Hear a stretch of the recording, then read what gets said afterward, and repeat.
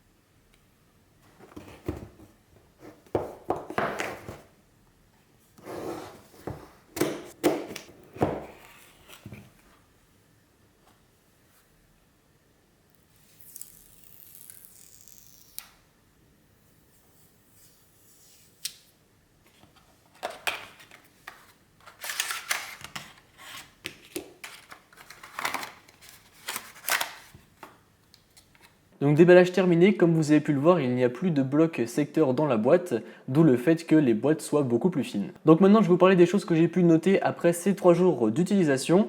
Donc déjà la première chose, c'est les finitions. Je trouve qu'elles sont bien plus belles que l'année dernière, notamment sur la version Ultra, puisque l'année dernière je vous disais que ça faisait un petit peu cheap, avec le gros bloc photo noir, je trouvais pas ça très joli.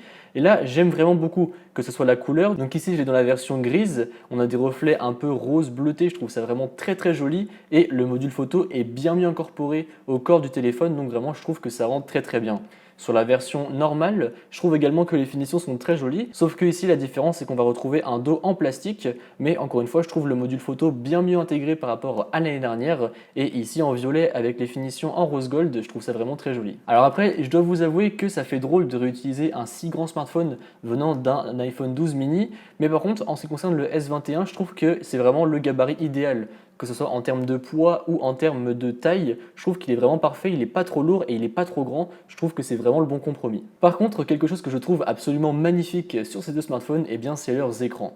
Je peux m'avancer, je pense, sans trop de danger en disant que c'est les plus beaux écrans que j'ai eu jusqu'à maintenant entre mes mains, notamment celui du S21 Ultra. Les couleurs sont hyper éclatantes, vraiment très vives. En plus de ça, on a un taux de rafraîchissement à 120 Hz, donc ça va super vite. Franchement, c'est très beau. Deux petites choses à noter sur ces écrans. Déjà, il faut savoir que l'écran du S21 est plat, tandis que celui du S21 Ultra est légèrement incurvé, mais je trouve que c'est l'incurvaison, si on peut dire ça comme ça, vraiment parfaite, puisque c'est pas trop, mais c'est juste suffisant pour que ça reste joli. Mais ils ont corrigé le fait que l'année dernière, des fois, on pouvait appuyer sans le vouloir sur l'écran, justement, à cause du fait que c'était trop incurvé. Là, c'est vraiment juste ce qu'il faut, c'est joli, et on n'appuie pas dessus malencontreusement, donc vraiment pour moi, c'est nickel. La deuxième chose à noter, c'est le capteur d'empreinte digitale, donc toujours sous l'écran. Cependant, cette année, il est un peu plus gros, donc ce qui fait qu'on a beaucoup moins d'erreurs que l'année dernière. Donc évidemment, la zone est un peu agrandie, mais en plus de ça, je trouve qu'il est plus rapide. Donc du coup, il est vraiment très efficace, et en plus de ça, il marche très bien. Et pour le coup, je trouve ça bien plus pratique qu'un Face ID en cette période où on doit porter des masques. Une autre amélioration que j'ai pu noter, notamment sur le S21 Ultra, parce que bon, l'année dernière, j'avais pas pu tester le S20 normal, donc ici, par rapport au S21, je sais pas trop comment il se situe encore, mais en tout cas, la batterie est vraiment une belle amélioration par rapport à l'année dernière.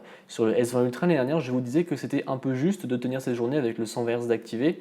Et bien là, on peut sans souci tenir 2 jours et la batterie est juste incroyable. Franchement, ils ont corrigé tous les défauts qu'elle pouvait avoir et elle tient vraiment très bien. Donc après, encore une fois, ça fait que 3 jours que je l'ai entre les mains. Donc il faudra que je vous redise dans les semaines et jours à venir ce que ça vaut réellement. Mais pour l'instant, c'est vraiment un grand oui. Côté photo, on a de nouveaux capteurs qui font leur apparition, notamment sur le S21 Ultra, puisqu'on retrouve un capteur grand angle classique, un ultra grand angle ainsi qu'un zoom x3 et un zoom x10. Donc on a vraiment de nombreuses possibilités. Et sur le S21, on va retrouver un capteur de grand angle classique, un ultra grand angle ainsi qu'un zoom x3.